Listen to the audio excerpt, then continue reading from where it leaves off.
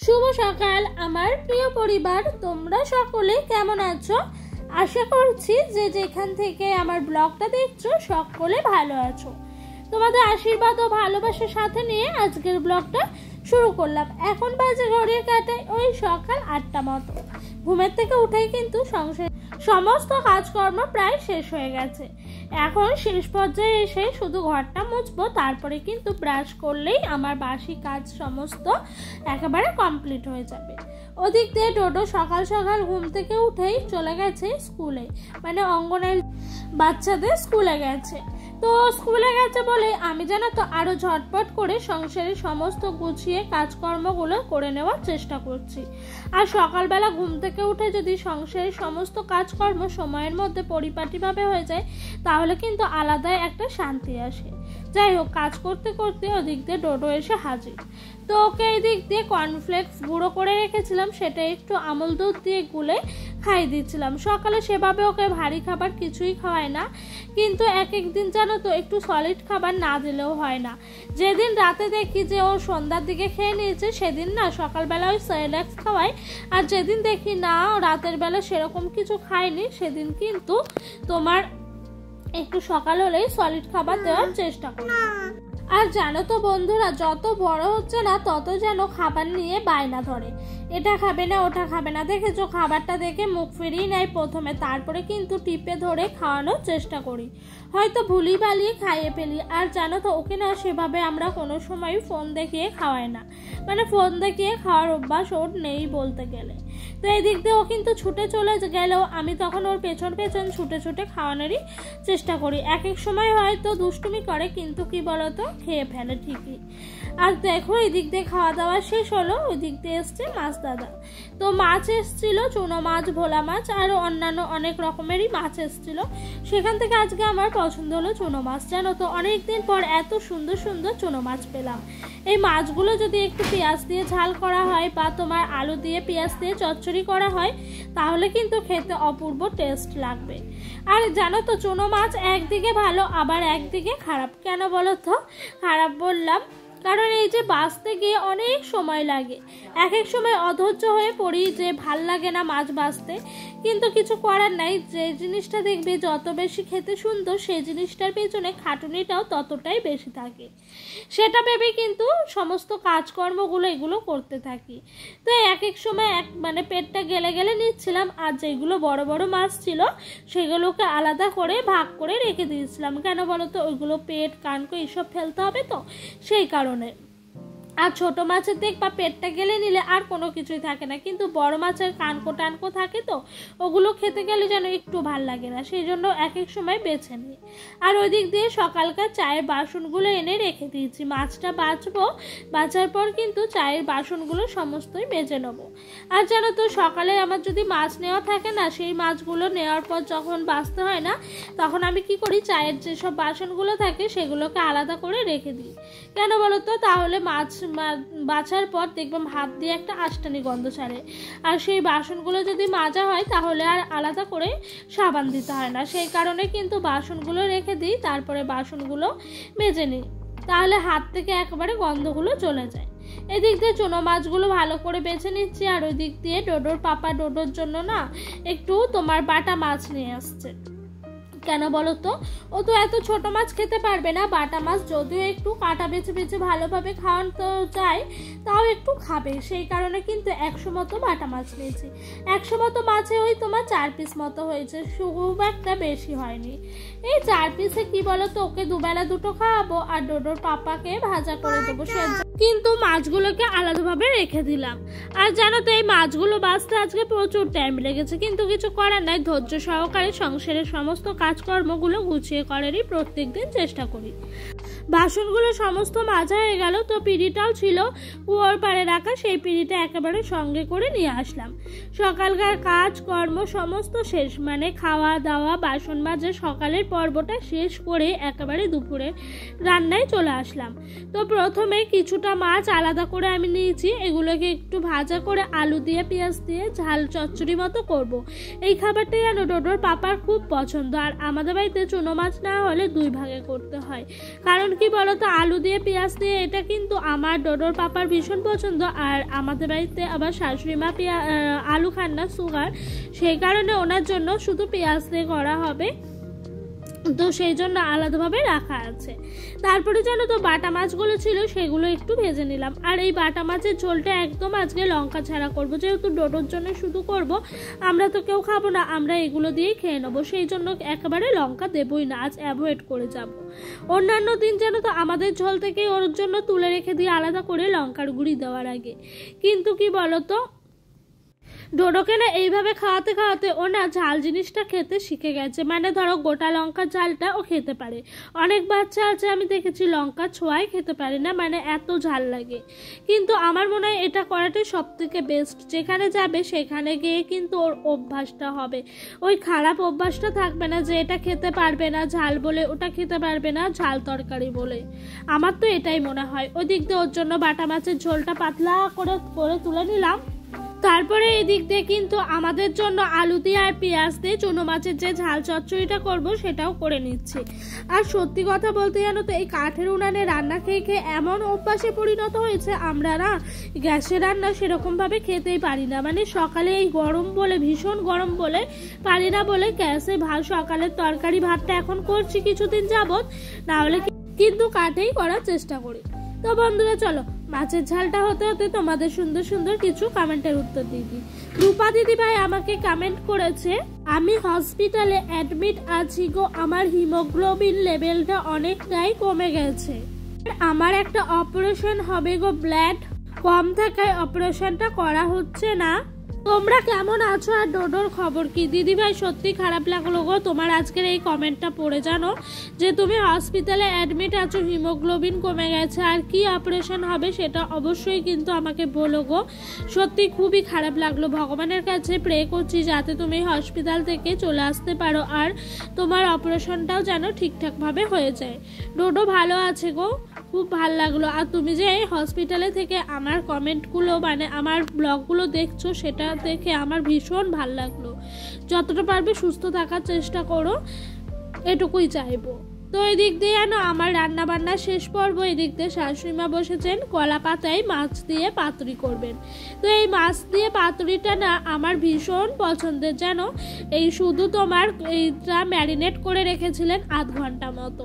এর মধ্যে ছিল পেঁয়াজ, কাঁচা লঙ্কা, তারপর হাইব্রিড ধনেপাতা, নুন, হলুদ, তেল, যা যা লাগে আর কি মাছ তরকারি করতে, সেগুলো পুরো করে ম্যারিনেট করে রাখা ছিল। তারপর ওইগুলোকে একটু একটু করে এই কলা পাতার মধ্যে মুড়ে দিয়ে সেগুলোকে এই তাওয়ার মধ্যে অনেকক্ষণ ধরে আস্তে আস্তে জাল দিয়ে দিয়ে এটাকে মানে আগুনের তাপে তাপে সিদ্ধ করা হয়। ও মা তুমি এটা কি পরেছো? Dress, nice nice looking, dirty nice looking, nice বাবা বলো নাইস, ওয়াও বলে দাও, ওয়াও ওয়াও বলো পাপান, ওয়াও বল, হ্যাঁ হয়েছে হয়েছে, ওয়াও বল। দুষ্টুমি করতে দুষ্টু ব্যস্ত। ড্রেস পরেছে ডোডো, তো ডোডো ওয়াও বলো না, বলবি না? টেস্টি। ওদিক দিয়ে ডোডোকে স্নান করিয়ে ঘুম পাড়ানো হয়ে গেছে। আর এদিক দিয়ে কদিন ধরে এই মশলার কৌটোগুলো ছিল সেগুলো না একটু ধোয়া পাকলা করতে হতো, সেই কারণে কিন্তু মশলার কৌটোগুলোকে একেবারে সুন্দর করে ধুয়ে নিচ্ছিলাম। আর জানো তো মশলার কৌটোর মধ্যে যে মশলাগুলো থাকে না, প্রত্যেক দিন যদি একটা দুটো করে ধুই তাহলে হয়, কিন্তু ওই একটা দুটো করে ধুতে গিয়ে না আলস্যি লাগে। তখন মনে হয় যে একবারে ভেতরে মশলা থাকুক, বাইরেটা ভালো করে কষে ধুয়ে নিই। আর যখন সেই মশলাটা শেষ হয়ে যায় না, একটু সার্ফ আর জলে ভিজিয়ে ডোলে ধুয়ে নিই, তাহলেই কিন্তু হয়ে যায়। সেই কারণেই কিন্তু আজকে একটু বের করলাম, সমস্ত মশলার কৌটোগুলো দিয়ে একটুখানি এই কসবাইট আর সাবান দিয়ে ডলে ডলে নোংরাগুলো উঠিয়ে নিয়েছিলাম। আর যেহেতু আমরা কাঠের উনানে রান্না করি, তাই জানো তো আমাদের না মানে 15 দিন বা তোমার 10 দিন পর পরই একটু ভালো করে পরিষ্কার করে নিতে হয়, না হলে কিন্তু প্রচুর নোংরা জমে যায় জানো বন্ধুরা। আর জানো তো বন্ধুরা, সংসারের সমস্ত কাজকর্ম না একটু বুদ্ধি খাটিয়ে করার চেষ্টা করি। যেহেতু দেখো একার সংসার, ছোট ছেলে আছে, তাই সমস্ত কাজকর্ম যদি একটু বুদ্ধি খাটিয়ে না করি তাহলে কিন্তু কাজগুলো হতোই না। এই এখনো অবধি এত আনন্দের সাথে সংসারের সমস্ত কাজকর্ম করাই যেত না। আর জানো তো বন্ধুরা, সবসময় না মেয়েদের দেখতে গেলে নাকি আগে বলতো দর্শনদারি, তারপরে নাকি গুণ বিচারি, কিন্তু আমার মনে হয় না, প্রত্যেকটা মেয়ের আগে গুণটাকে বিচার করা হয়, তারপর তার দর্শনটা দেখা হয়। কেন বলো তো, একটা মানুষের মধ্যে যদি রূপটাই পরিপূর্ণ থাকে না, তাহলে সেই মেয়েটা সবসময় রূপ নিয়ে অহংকার করতে থাকে। তার দ্বারাই আমি দেখেছি অধিকাংশ মেয়েরই সংসার করা হয় না। তার সাথে যদি গুণটাও থাকে না, তাহলে কিন্তু সংসারের সমস্ত কাজকর্ম বেশ করে পরিপাটি করে সুন্দর করে সংসারটা গুছিয়ে করতে পারে। তাই জানো তো, প্রত্যেকটা মেয়েরই গুণ থাকা দরকার। রূপের সঙ্গে সঙ্গেও যদি গুণটা থাকে না, তাহলে কিন্তু একটা সুন্দর সংসার গড়ে ওঠে। তো সেই জন্যই আমার না সবসময় মনে হয় যে একটা সংসার করতে গেলে সবসময় বুদ্ধি, গুণ, ধৈর্য এগুলো থাকতে হবে, না থাকলে কখনোই না সংসার করা হয় না। হ্যাঁ, দেখেছি সংসার হয়, সেই সংসারটা সংসারের সোনার সংসারের মতো হয় না। বন্ধুরা জানো তো, এখন ভয়েস ওভারটা দিচ্ছি আর ভীষণ ঝড় উঠেছে, তার জন্য না বাইরে থেকে একটু আলাদা সাউন্ড আসতে পারে। তোমরা প্লিজ একটু কষ্ট করে আমার ব্লগটা দেখে নিও। তারপরে জানো তো, মশলার কৌটোগুলো এই দিক দিয়ে এসে তোমার একটু হাওয়ার মধ্যেই দিয়ে দিলাম। এখন তো আর রোদ নাই, বেলাটা অনেকটাই হয়েছে, এখন বাজে প্রায় 1:55 মতো, ধরো 2টোই বাজে।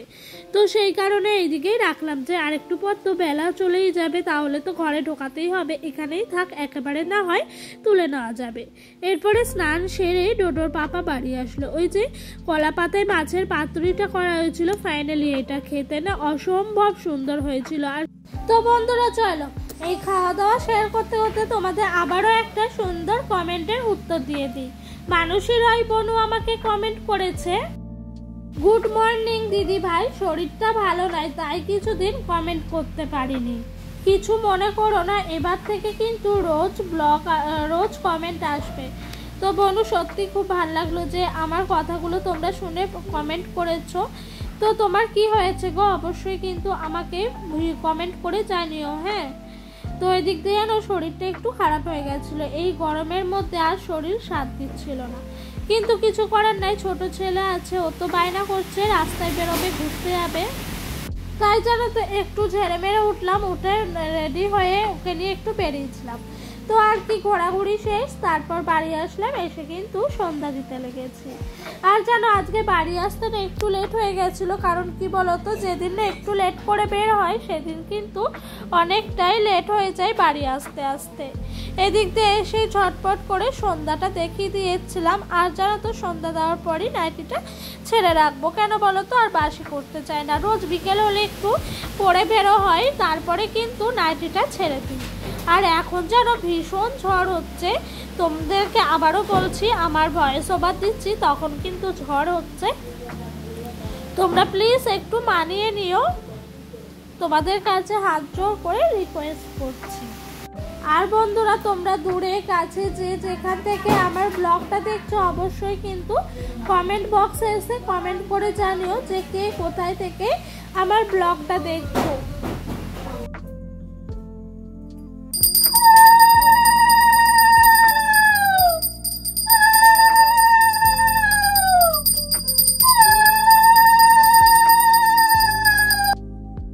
এদিক দিয়ে আমার ঠাকুরকে সন্ধ্যা দেখানো হয়ে গেছে, তারপরে এদিকে চলে এসেছি দেখো ঠাকুরের কাছে একটু সন্ধ্যা দেখাতে। এই ঘরে যেহেতু ডোডোর পাপা কাজ করে, এটাকে আমরা কাজের ঘর বলে থাকি। আর এই ঘরে না বিশ্বকর্মা ঠাকুর আছে, তাই জানো তো বিশ্বকর্মা ঠাকুরকে একটু সন্ধ্যা দেখিয়ে দিই রোজ সকাল বিকাল।